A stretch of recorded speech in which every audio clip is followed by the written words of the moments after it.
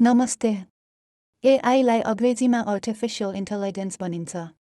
सरल शब्दहरूमा यसले कम्प्युटर प्रणालीहरूलाई जनाउँछ जसले कार्यहरू गर्न सक्छ जुन सामान्यतया मानव बुद्धिको आवश्यकता पर्दछ। उदाहरणका लागि एआईले हामीलाई बोली र छविहरू पहिचान गर्न, भविष्यवाणी गर्न र समस्याहरू समाधान गर्न मद्दत गर्न सक्छ।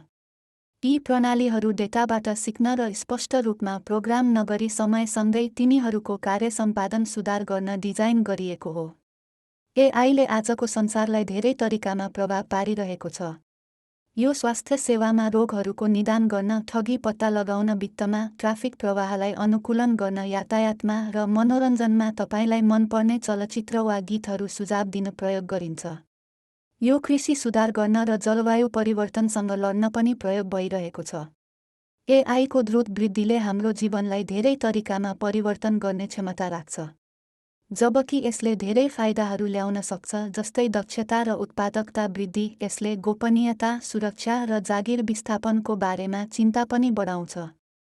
एक औसत व्यक्तिको लागि एआईले दैनिक जीवनमा धेरै फाइदाहरू प्रदान गर्न सक्छ जस्तै व्यक्तिगत सिफारिसहरू, सुधारिएको ग्राहक सेवा र अझ राम्रो चिकित्सा हेरचाह। यद्यपि यो टेक्नोलोजीसँग आउने सम्भावित जोखिमहरू र चुनौतीहरूबारे सचेत हुनु महत्त्वपूर्ण छ। समग्रमा एआई एउटा द्रुत रूपमा विकसित भइरहेको क्षेत्र हो जसमा हामी बस्ने संसारलाई रूपान्तरण गर्ने सम्भाव्यता छ।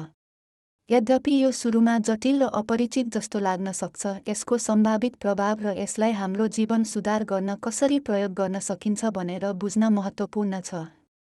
सबैभन्दा प्रख्यात उदाहरणहरूमध्ये एक स्वास्थ्य सेवा उद्योग हो, जहाँ एआईलाई अधिक सटीक र प्रभावकारी रूपमा रोगहरूको निदान गर्न प्रयोग गरिन्छ।